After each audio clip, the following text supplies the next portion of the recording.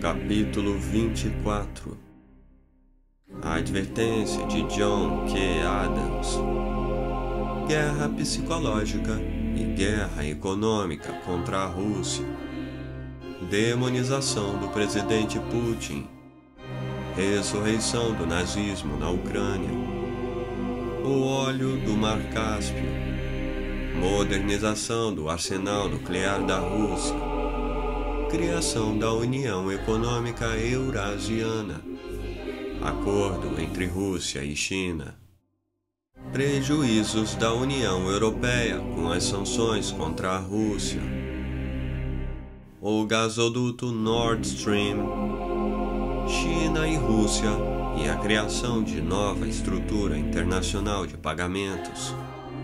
O petrodólar standard e a hegemonia dos Estados Unidos. Enfrentamento com a China. Substituição do dólar como moeda dominante no comércio mundial.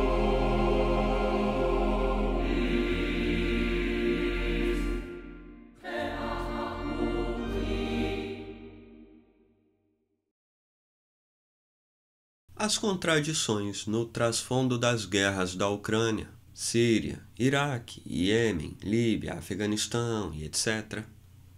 eram das mais agudas e extremamente complexas, dado que implicavam interesses profundamente antagônicos de grandes potências como Estados Unidos, Rússia, China e também União Europeia, ademais de outros países do Oriente Médio e leste europeu. O que lá ocorria configurava proxy wars, isto é, guerras por procuração, travadas entre as grandes potências com outros países ou em outros países através de terceiros atores sem que elas diretamente se envolvessem. E o presidente Obama havia assimilado a nova política exterior do Partido Republicano, dos neocons, more missionary, mais missionária, como o professor Henry Kissinger referiu, a enfatizar que abre aspas, America had a mission to bring about democracy, if necessary, by the use of force. Fecha aspas. A América tinha uma missão para trazer a democracia, se necessário, com o uso da força. E a demonstrar certa ou total intolerância diante de qualquer oposição. John Quincy Adams, ex-secretário de Estado, 1817 a 1825, e depois oitavo presidente dos Estados Unidos, de 1825 a 1829, em discurso perante a House of Representatives, por ocasião do Independence Day, em 4 de julho de 1821, havia orgulhosamente declarado que América, she has, in the lapse of an nearly half a century, without a single exception, respect the independence of other nations, while asserting and maintaining her own. Ela, a América, no lapso de quase meio século, sem uma única exceção, respeitou a independência de outras nações, afirmando e mantendo a sua própria. E a acrescentar que a América se abstivera de interferência nos assuntos de outros países, mesmo quando o conflito fora por princípios aos quais de coração aderia, acentuou que a América desejava abre aspas, freedom and independence of all, fecha aspas, liberdade e independência de todos. Porém, she goes not abroad in search of monsters to destroy. Ela não vai para o exterior em busca de monstros para destruir. Her glory is not dominion, but liberty. A sua glória não é a dominação, mas a liberdade, concluiu. Não foi, porém, o que aconteceu ao longo da história. a compulsão cada vez mais missionária de impor o que entendiam como democracia, ainda que pela força, a expressar-se com a política de exporting democracy e de regime change, exacerbou-se na medida em que os interesses de Wall Street mais e mais se estreitaram com os do complexo industrial militar, até constituir uma aberração que solapou a posição internacional dos Estados Unidos como símbolo da liberdade pretendido pelos pais fundadores. E o fato foi que os Estados Unidos não somente buscaram no exterior monstros para destruir, isto é, regimes que não convinham aos seus interesses econômicos e geopolíticos, como procriaram os próprios monstros. Por exemplo, CIA, OTAN e etc., atores responsáveis pelos mais sangrentos fiascos e catástrofes humanitárias na Eurásia, no Oriente Médio e na África, evidenciados, inter alia, na guerra do Afeganistão, no ataque ao Iraque e bombardeio da Líbia, na emergência do Daesh em meio à sangueira na Síria e no putsch que produziu a secessão da Ucrânia e, em sequência, a guerra civil em Donbass.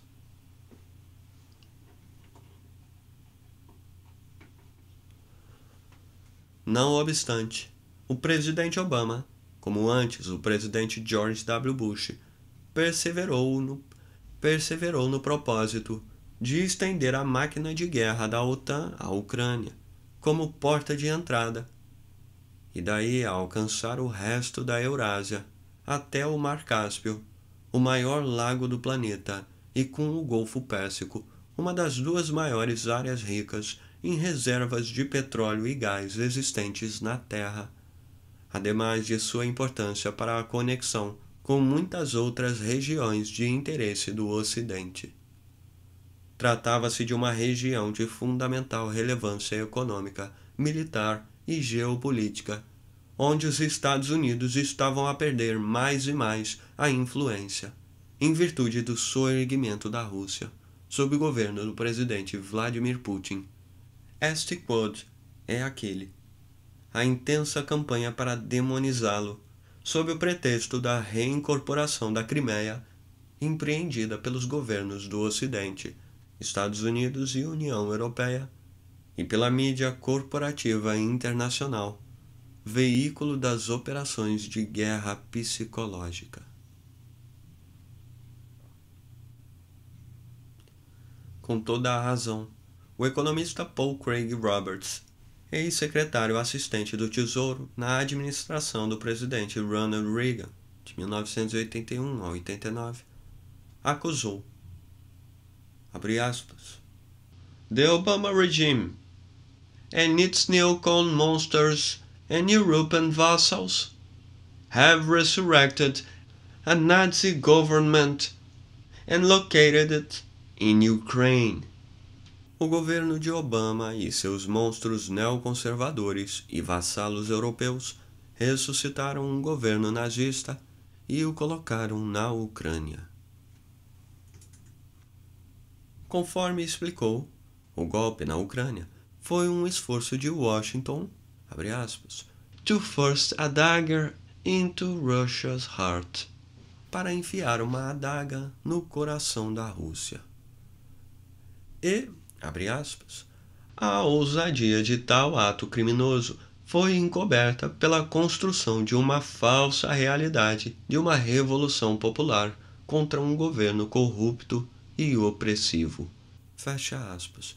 Ressaltou, a observar que o mundo devia estar aturdido ao ver que, abre aspas, "bringing democracy has become Washington's cover for resurrecting a Nazi state." Fecha aspas. Trazer a democracia tornou-se o disfarce de Washington para ressuscitar um Estado nazista. A mídia ocidental, aduziu Paul Craig Roberts, has created a fictional account of events in Ukraine. Criou um relato fictício de eventos na Ucrânia. a omitir que o golpe foi organizado pela administração do presidente Obama, que derrubou na Ucrânia um governo democraticamente eleito, e ignorar que as milícias desfraudaram os Nazi symbols, os símbolos nazistas. A Rússia, evidentemente, teria justus titulus, apenas o título de reagir. A reintegração da Crimeia tornara-se inevitável depois do putsch, que derrubou o presidente Viktor Yanukovych. Putsch patrocinado pelos Estados Unidos. Tratava-se de defender a estratégica base naval de Sevastopol, construída pela Rússia em 1783, vital para seu acesso ao Mar Negro, bem como os corredores de transporte de óleo e gás do Mar Cáspio, que atravessavam a Ucrânia. Estultícia imaginar que Moscou, de alguma forma, não reagiria à ofensiva. Segundo a US Information Administration, comprovadamente no Mar Cáspio e adjacências, havia, em 2012 e 2013, reservas de 48 bilhões de barris de óleo e 292 trilhões de pés cúbicos de gás natural. E, no litoral, 41% do total do cru, 19,6 bilhões de barris de hidrocarboneto líquido condensado, recuperado de jazidas extraídas de gases associados e não associados, a maior parte como um composto químico formado por átomos de carbonos. O US Geological Survey, o SGS, calculava que existiam ainda mais reservas não descobertas,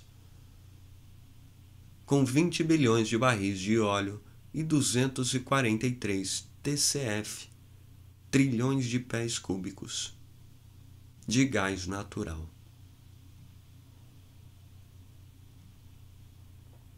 As bacias do Mar Cáspio produziram em 2012 2,6 milhões de barris de cru por dia, cerca de 3,4% do consumo mundial, a maior parte, 35%, extraída dos campos ao largo do litoral. E só o Azerbaijão, em 2015, estava a produzir 291 milhões de barris de óleo e 1,07 trilhão de pés cúbicos de gás natural.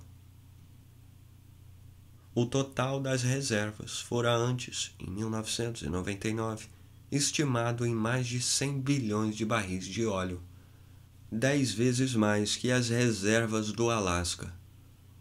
Estimava-se que o total da sua produção de óleo do Mar Cáspio podia superar a do Mar do Norte, onde a exploração declinara de 44 campos em 2008 para apenas 12 em 2015, apesar de que ainda houvesse 16 bilhões de barris recuperáveis nas proximidades da costa de Aberdeen e a oeste das Shetland Islands. A Rússia e o Cazaquistão controlavam a maior parte do Mar Cáspio, e desde 29 de setembro de 2014, os 5 países que circundavam o Mar Cáspio, a Rússia, o Irã, Azerbaijão, Turcomenistão e Cazaquistão, decidiram unanimemente, na 4ª reunião de cúpula em Astrakhan, na Rússia, que eram capazes de manter a segurança da região e não permitir a ingerência de forças militares estrangeiras. Esse acordo visou a afastar da Ásia Central a penetração de forças da OTAN, cuja base aérea da 376ª Air Expeditionary Wing, em Manas, instalada em 2001 no Quirguistão para as operações da ISAF, International Security Assistance Force, no Afeganistão, tivera de ser fechada em 4 de junho de 2014, devido interalha ao arrendamento baixo, inadequado, corrupção nos contratos de óleo e preocupação quanto aos danos ambientais, bem como ao compromisso de não renovar o contrato com os Estados Unidos compromisso esse que foi assumido com a Rússia. O presidente Barack Obama, ao ter de encerrar as atividades da base aérea de Manas, pretendeu transferir as instalações para o Cazaquistão, ao mesmo tempo que tratou de incrementar ainda mais a expansão da OTAN nos países do leste europeu, a pretexto da crise na Ucrânia e da reincorporação da Crimeia pela Rússia. O acordo da quarta cúpula do Cáspio em Astracan fechou, no entanto, o Mar Cáspio aos desígnios do presidente Obama de avançar na região, onde antes os Estados Unidos mantiveram estreitas relações militares com o Azerbaijão, Turcomenistão e Cazaquistão, desde que deflagraram a Operation Enduring Freedom contra os talibãs lá em 2001. O presidente Obama conseguiu, entretanto, um acordo com o presidente do Cazaquistão, Nursultan Nazarbayev, que permitiu o transporte pelo seu espaço aéreo de tropas e equipamentos não letais, de modo que pudessem alcançar rapidamente o Polo Norte, a fim de levá-los em menos de 12 horas à base militar de Bagram, a 25 milhas ao norte do aeroporto internacional de Cabul, no Afeganistão. E o Cazaquistão, com 6.846 quilômetros de fronteira contínua com a Rússia e 1.533 quilômetros com a China, configurava um país de essencial importância geopolítica para a estratégia dos Estados Unidos.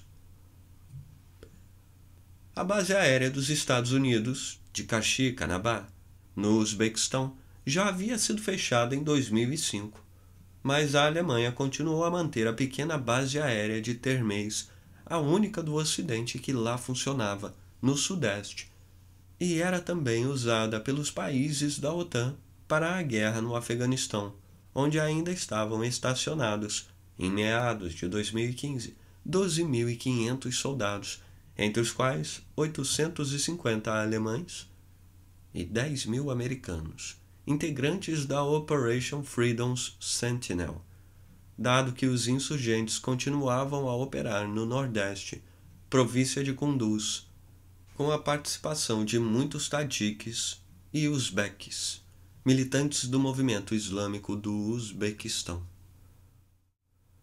O governo do Uzbequistão, que recebia da Alemanha, pelo arrendamento da base, 12,4 milhões de euros desde 2005 e 15,2 milhões a partir de 2008, exigiu 35 milhões de euros em abril de 2015 e 72,5 milhões de euros para a renovação do contrato, a vigorar em 2016.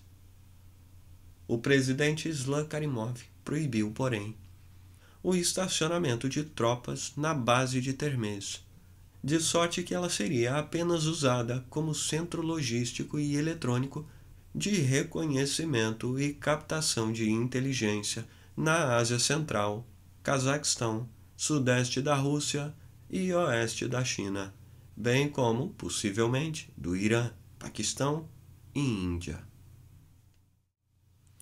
Outro sim ainda serviria para o suprimento das tropas alemãs que permaneceram no Hindu-Kush, Afeganistão, integrantes da Mission Resolute Support, uma vez haver a ISAF, a International Security Assistance Force, terminado formalmente suas operações de combate em 28 de dezembro de 2014.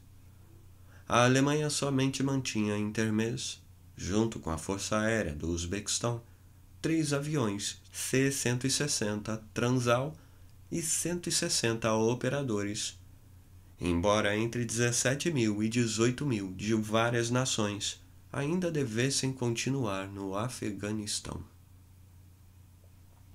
Os Estados Unidos, entretanto, haviam distorcido a função da OTAN, inicialmente defensiva e circunscrita aos sócios da Europa Ocidental, e atribuíram-lhe missões ofensivas out of area, como por exemplo, a guerra no Afeganistão e o bombardeio da Líbia para derrubar o regime de Muammar Gaddafi, pervertendo a Resolução 1970 de 2011. Seu objetivo era garantir permanente presença em Hindu-Kush e entre as mais altas montanhas do mundo, de 3.500 a 5.000 metros de altitude, na Cordilheira Pamir, bem como nas estepes da Ásia Central. Os Estados Unidos, dentro da moldura da cooperação bilateral, estavam a fornecer aos países da Europa Oriental que se associaram à OTAN, entre os quais a Bulgária e a Polônia, modernos equipamentos tais como o AGM-158 JASSM Joint Air-to-Surface Standoff Missile, míssil cruzeiro de baixa visibilidade que podia ser lançado à distância e possibilitava a aviões táticos atacarem alvo no interior da Rússia sem penetrar na área coberta pelo seu sistema de defesa antimíssil. Diante da expansão da OTAN até as imediações da Rússia, engrifando-se a penetrar na Eurásia e encantoá-la, o presidente Vladimir Putin havia algum tempo trabalhava para robustecer um sistema de defesa e segurança coletiva no Cáucaso.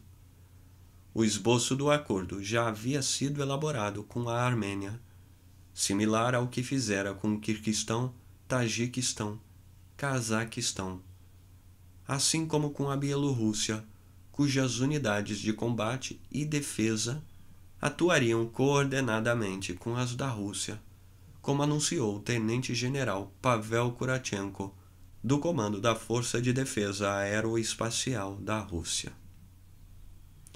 A Rússia tensionava, então, estabelecer bases aéreas dentro dos marcos da Organização do Tratado de Segurança e Defesa Coletiva, Organizacja Dogovora o Kolektynow Bezopasnost, ODKB, em alguns dos países signatários, entre os quais Bielorrússia, bem como provavelmente Armênia, Cazaquistão, Quirguistão, Tajiquistão e outros da Ásia Central.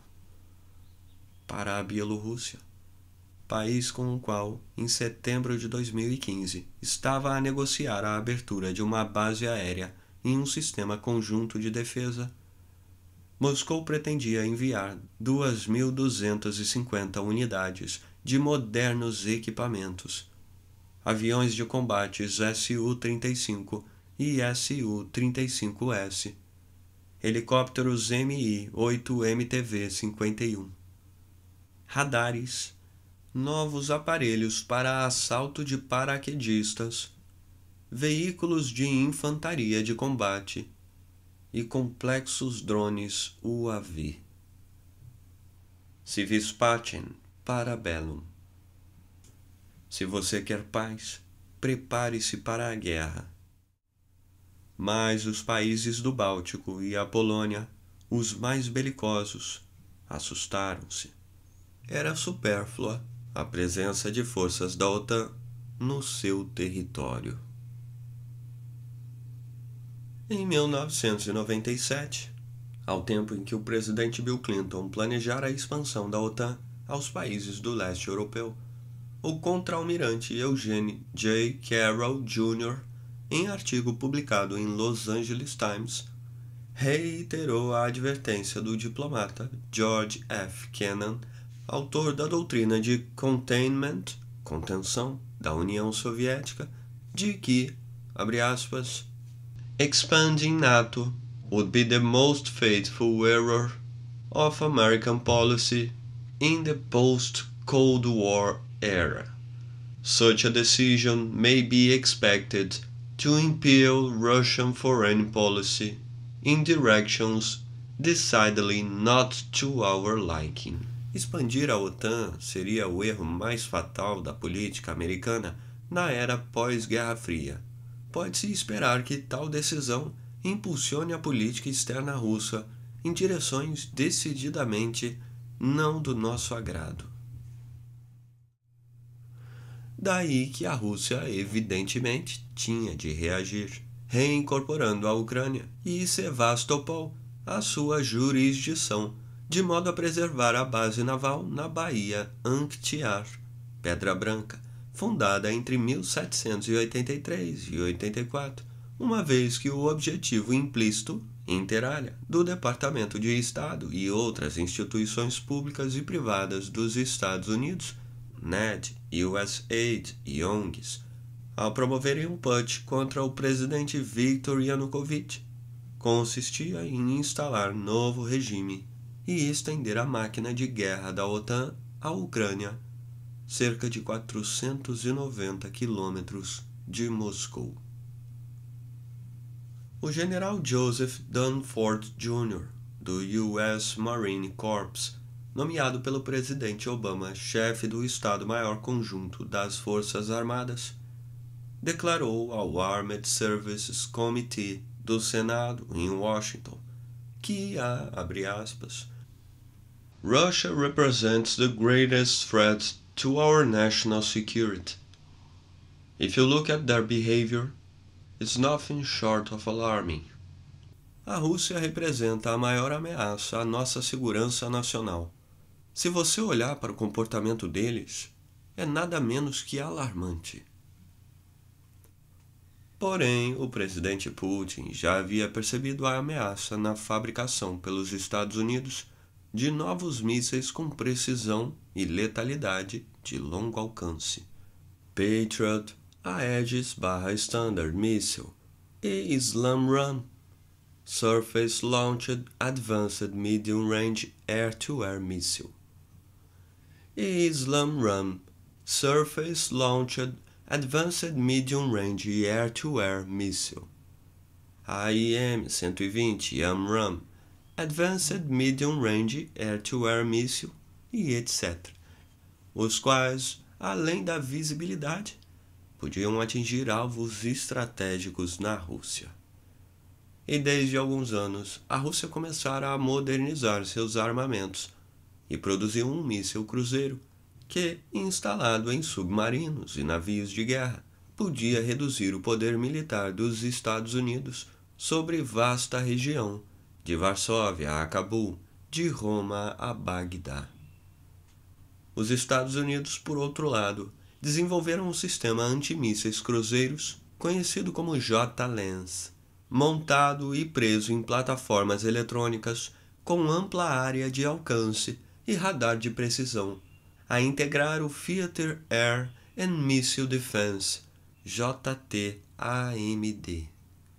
Os tratados de desarmamento entre os Estados Unidos e a Rússia estavam a corromper-se desde a administração do presidente George W. Bush, que não respeitara sequer lei internacional, nem a própria ONU, e, ao adotar a doutrina da Preemptive Wars, invadiu aventureiramente o Iraque, o primeiro dos vários países a atacar, entre os quais a Síria se incluía.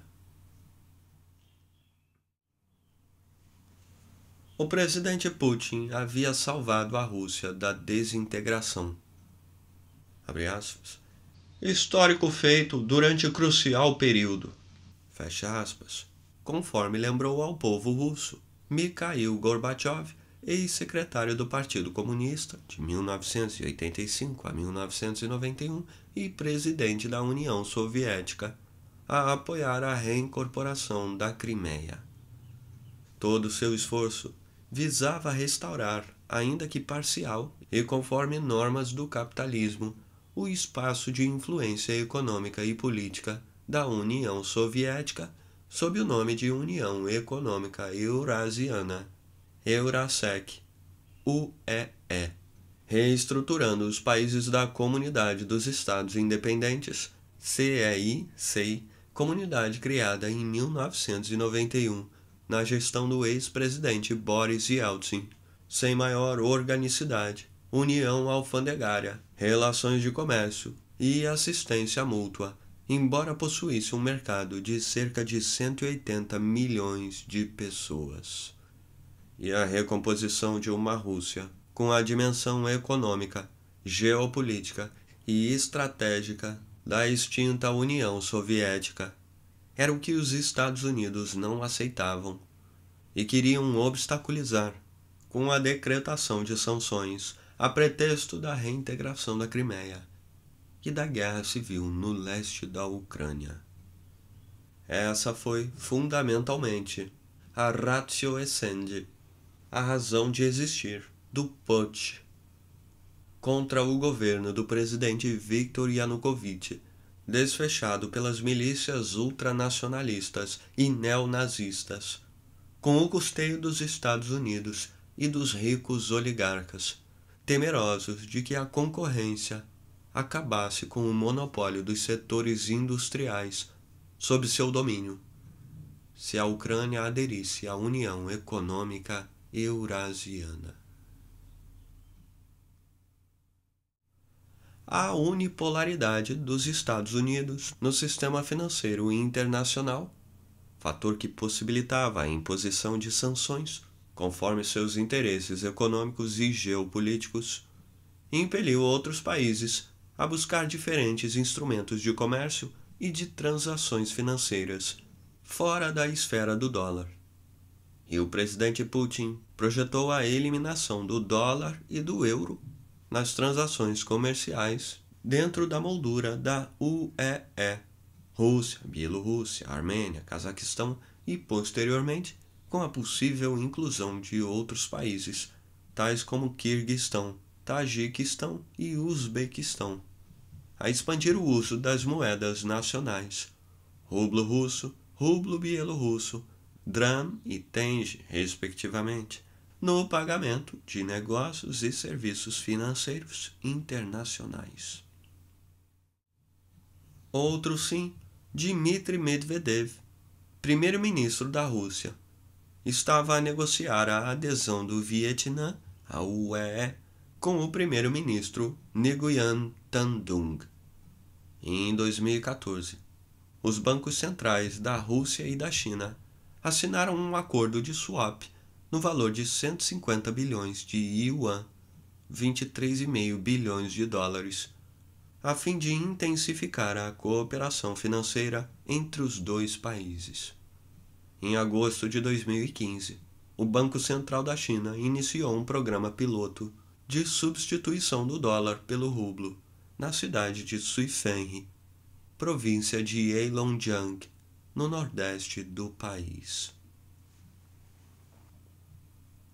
Dentro do contexto de guerra econômico-financeira, desfechada pelos Estados Unidos e União Europeia contra a Rússia, a Gazprom e a China's National Petroleum Corporation, CNPC, firmaram um memorando de entendimento com o objetivo de construir o duto Power of Siberia através de 2.500 dos campos de Krasnoyarsk e Irkutsk, na Sibéria, para o suprimento de gás natural líquido, LNG, Liquefied Natural Gas, à China, aprovado pelos presidentes Vladimir Putin e Xi Jinping. O acordo fora no valor de 400 bilhões de dólares e efetivar-se-ia em rublos e yuan.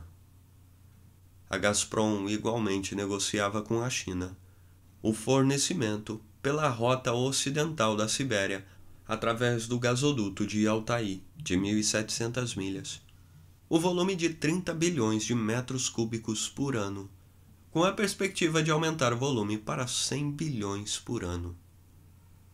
A Gazprom, em meados de 2015, estava a exportar gás natural líquido por cerca de $10,19 por 1 milhão de BTU, que equivale a mais ou menos 27 metros cúbicos. Porém, os analistas criam que, para a China, o valor era em torno de $8 por milhão de BTU. Não obstante o baixo preço, a perspectiva era de que as corporações americanas a investirem na construção de terminais nos Estados Unidos ao longo da costa do Pacífico, com a intenção de suprir futuramente a China com gás a partir do xisto, cuja liquefação custava muito caro. Teriam, abre aspas, alguma destruição épica de capital, fecha aspas. Não teriam condições de competir em preço com a Rússia. A Rússia. Diante das tensões criadas pela União Europeia, acompanhando os Estados Unidos, esteve a ponto de abandonar a construção do gasoduto Nord Stream e tratou de negociar com o presidente da Turquia, Recep Tayyip Erdogan, o projeto do gasoduto South Stream, que iria da Bulgária e atravessaria o Mar Negro para o sul e a Europa. Mas a Comissão Europeia obstaculizou por motivos políticos, sob a alegação de que configuravam um monopólio e contrariava as leis da competição. A submissão de Bruxelas a Washington estava a danificar gravemente a economia da União Europeia, particularmente a da Alemanha. O analista-chefe do Bremer Landesbank, o economista Volker Hellmeier, revelou que, em consequência das sanções contra a Rússia, as exportações da Alemanha declinaram 18% em 2014, 34% nos primeiros 2 meses de 2015. Porém, o dano foi muito maior do que as estatísticas demonstram, porquanto às primeiras perdas se acrescem os efeitos secundários, que se tornam muito piores com o tempo. Segundo salientou, a falta de previsibilidade como requisito colocou a Siemens fora de um grande projeto. A Alstom perdeu um contrato para a linha ferroviária entre Moscou e Beijing, e o potencial de prejuízos foi mais massivo do que as atuais contas indicavam, e não somente para a Alemanha, mas para toda a União Europeia.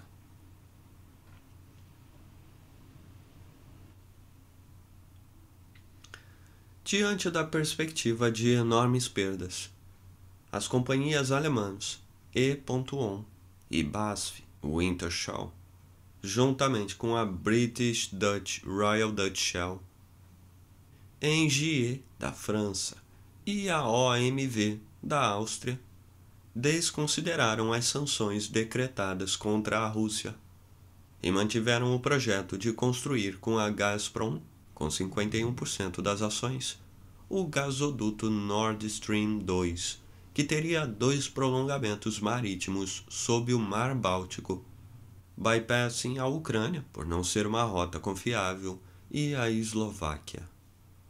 E a perda do governo de Kiev, privado de receber pagamento de FIIs, taxas, pelo trânsito de energia. Cerca de 140 bilhões de metros cúbicos de gás fora estimado em pelo menos 2 bilhões de dólares, conforme o primeiro-ministro Arseniy Yatsenyuk declarou na Verkhovna Rada, a condenar o projeto como anti-europeu e anti-ucraniano. Os entendimentos entre a Rússia e a China tomavam como base do intercâmbio o rublo e o yuan.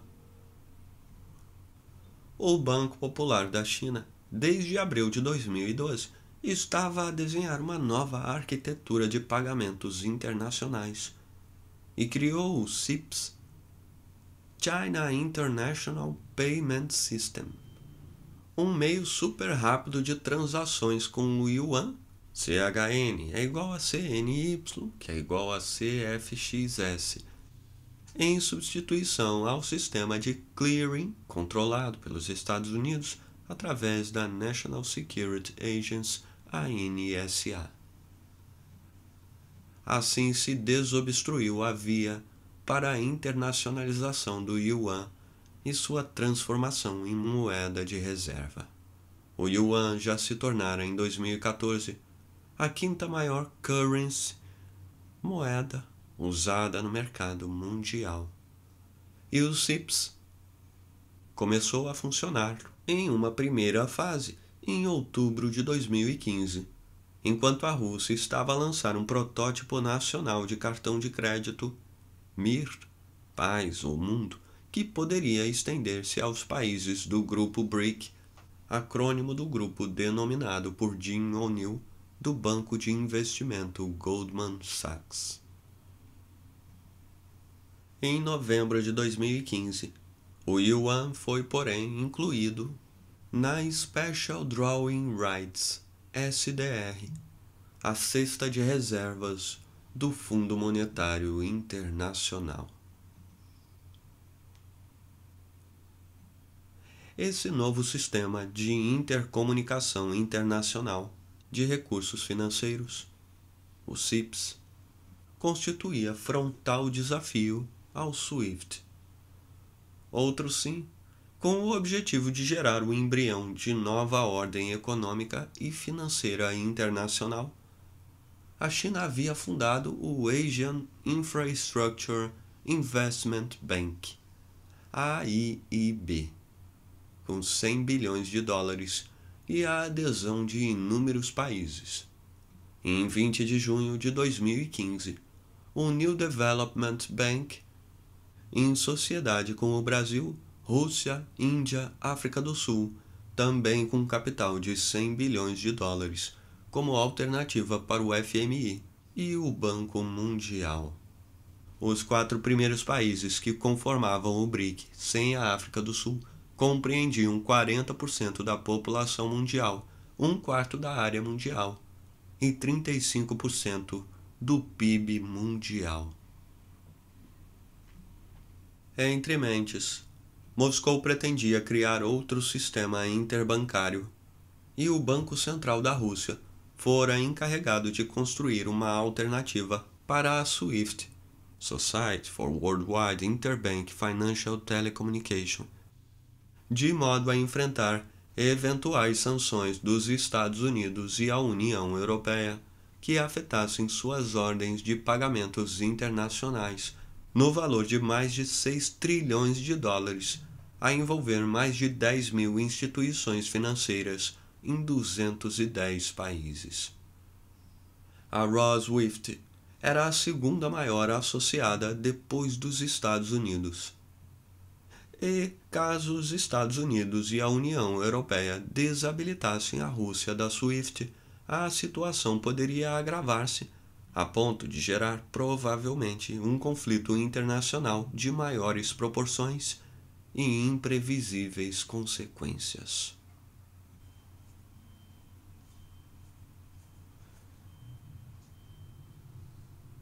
A substituição do dólar como moeda dominante no comércio mundial reduziria a capacidade dos Estados Unidos de aplicar sanções contra outros países, bem como criaria condições para maior liquidez nos mercados.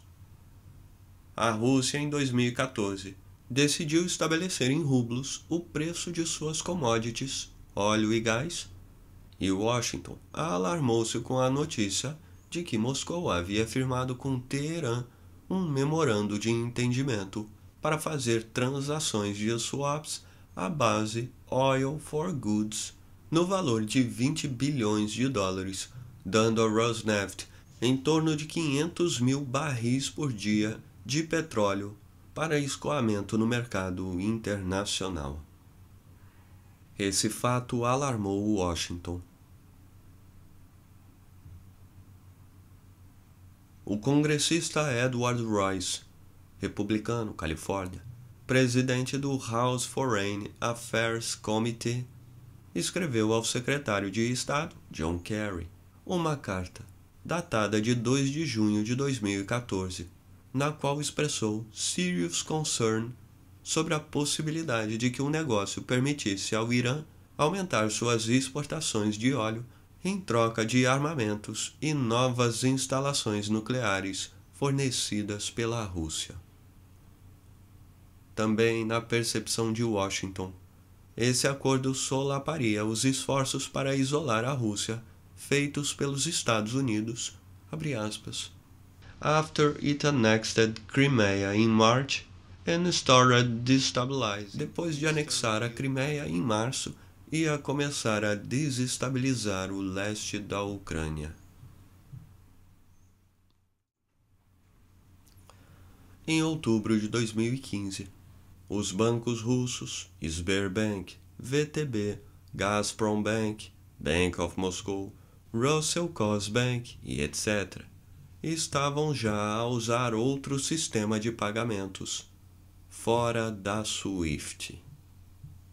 Tais acontecimentos tendiam a pôr fim à hegemonia do dólar, cujo enfraquecimento começara quando os presidentes Lyndon Johnson, de 1963 a 1969, e Richard Nixon, de 1969 a 1974, descumpriram as regras do Gold Exchange Standard acordadas em Bretton Woods, 1944. Uma oz de ouro, isto é, 28,35 gramas, devia valer $35. E eles emitiram e lançaram em circulação mais dólares do que podiam lastrear com o ouro existente em Fort Knox, a fim de financiar as importações dos Estados Unidos e os custos da Guerra Fria e da guerra no Vietnã, Camboja e Laos. Ademais, os bancos e as grandes corporações dos Estados Unidos passaram a investir pesadamente na Europa. Todas as reservas de ouro estocadas já se haviam virtualmente esgotados em 1970. Só restavam 1.000 das 8.500 toneladas que supostamente estavam depositadas em Fort Knox. E as reservas em dólar, em posse dos bancos europeus, os eurodólares, haviam saltado de 23,8 bilhões para 36 bilhões em julho de 1971, e no mês seguinte para 40 bilhões, 3 vezes mais do que os Estados Unidos necessitavam para honrar as obrigações contraídas com base nos acordos de Bretton Woods.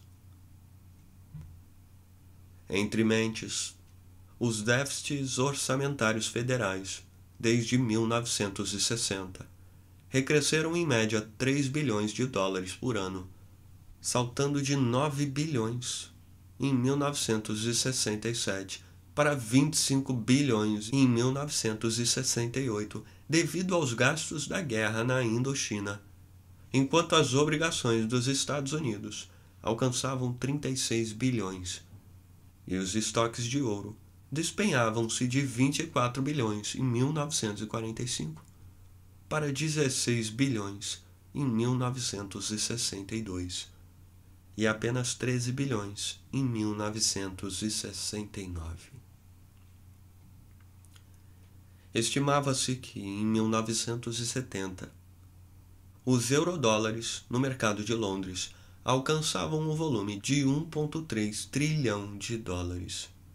Um pool de hot money. Circulação offshore, sem controle, mas voltavam aos Estados Unidos, mediante a compra de bônus do Tesouro, e assim financiavam os déficits de Washington. Entre 1968 e 1971, somavam cumulativamente 56 bilhões de dólares.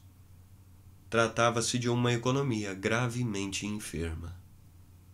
Se os países que detinham reservas de eurodólares exigissem a conversão da moeda papel na paridade de 35 dólares por um oz de ouro, os Estados Unidos quebrariam.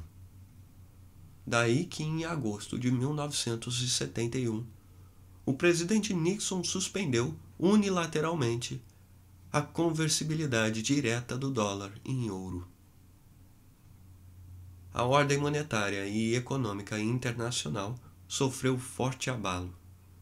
A confiabilidade no dólar abateu-se e a afluência de divisas para a Europa e o Japão ainda mais aumentou. Assim, 2 anos depois, em 1973, o presidente Nixon, ante o agravamento da crise, teve de desvalorizar o dólar em 10%, rompendo tanto o Smithsonian Agreement quanto o European Joint Float e pavimentando o caminho para a livre flutuação das moedas. O dólar, que só os Estados Unidos podiam produzir, transformou-se em divisa fiduciária internacional. O FMI adotou então o Special Draining Rights, SDR, um esquema para encobrir a debilidade do dólar como divisa. E o então presidente da França, General Charles de Gaulle, acusou os Estados Unidos de assumirem um privilégio exorbitante na medida em que podiam continuar financiando seus déficits com a emissão de mais dólares e colocá-los em circulação. Entre mentes de 1971 a 1973, Jack F. Bennett, secretário do Tesouro e mais tarde diretor da Exxon, e o professor Henry Kissinger, assessor de segurança do presidente Nixon, com o suporte dos poderosos banqueiros da cidade de Londres, Sir Sigmund Warburg, Edmund Rothschild, Jocelyn Hambro e outros, entramados com o Wall Street, haviam negociado com o rei Faisal ibn Abdul Aziz Al Saud e a Saudi Arabian Monetary Agency um acordo posteriormente sedimentado com a criação da US Saudi Arabian Joint Commission on Economic Cooperation, mediante o qual os negócios de petróleo, venda e compra, seriam feitos somente em dólares e depois reinvestidos na compra de títulos do Tesouro dos Estados Unidos, o que permitiria a Washington financiar seus crescentes déficits.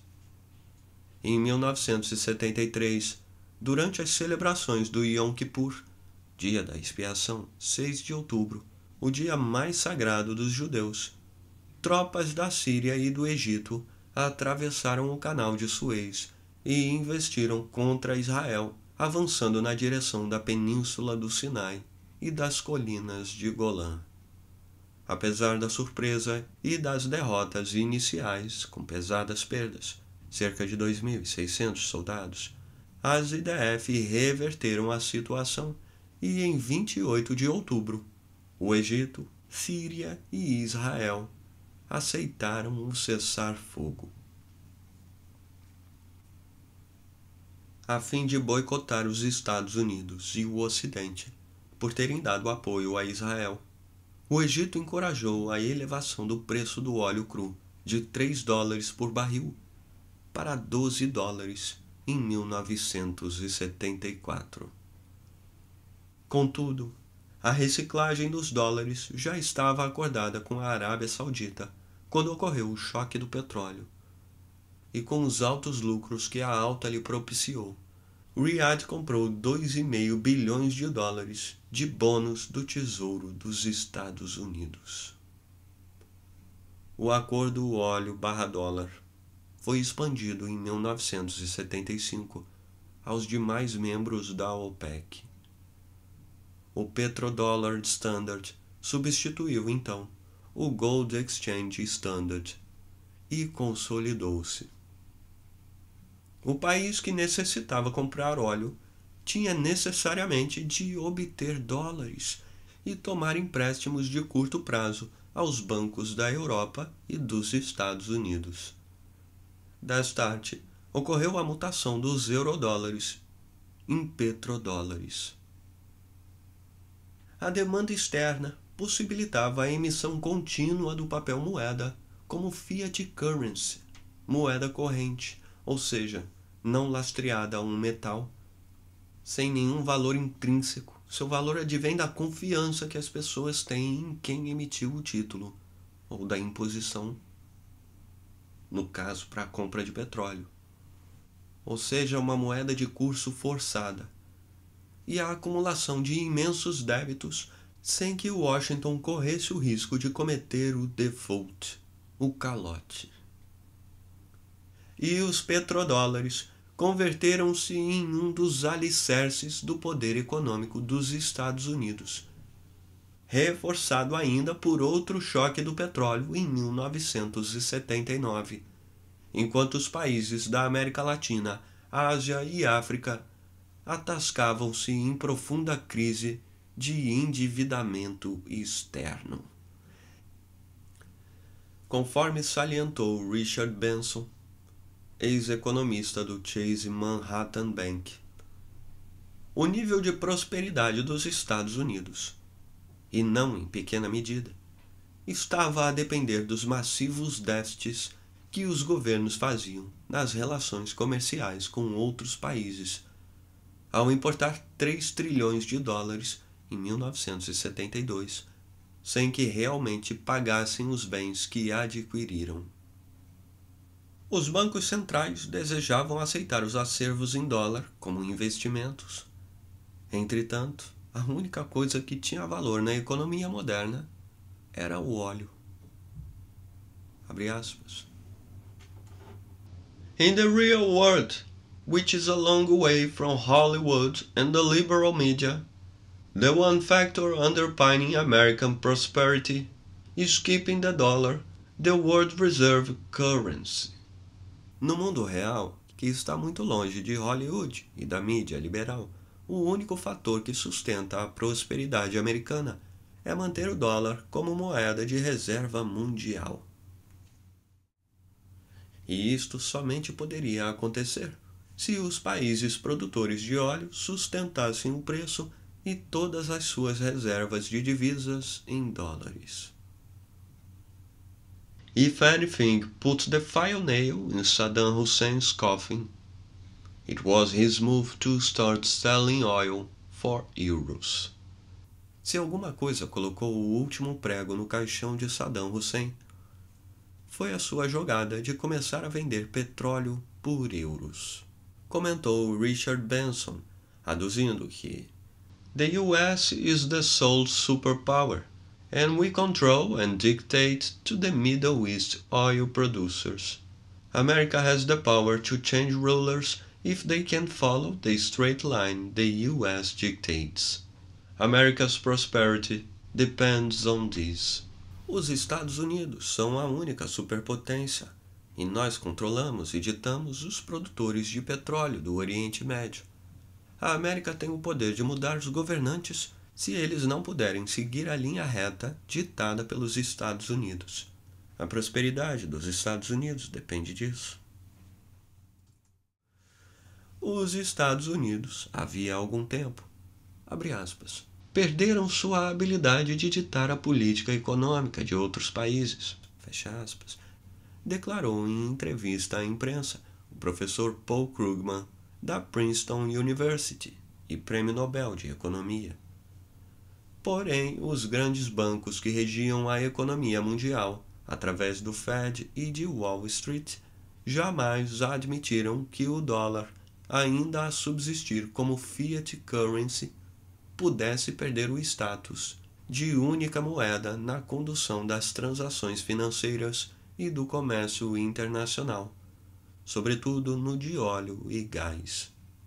Esse fato, inter alia, determinou a invasão do Iraque em 2003, quando Saddam Hussein pretendeu substituir o dólar pelo euro nas vendas de petróleo, o que outros países poderiam certamente acompanhar. Não sem razão, o antigo secretário do Serviço Civil da Grã-Bretanha, John Chapman, escreveu no The Guardian que there were only 2 credible reasons for invading Iraq: control over oil and preservation of the dollar as the world's reserve currency. Havia apenas 2 razões críveis para invadir o Iraque: o controle do petróleo e a preservação do dólar como moeda de reserva mundial. No entanto, o governo manteve silêncio sobre esses fatores. Com efeito, a confiabilidade do dólar como fiat currency estava a dissipar-se. Washington não podia continuar indefinidamente a emitir papel-moeda sem lastro, para importar mais do que produzia, e os demais países com esses mesmos dólares, sem lastro, continuarem a comprar bônus do Tesouro, financiando o déficit público e a prosperidade da população americana.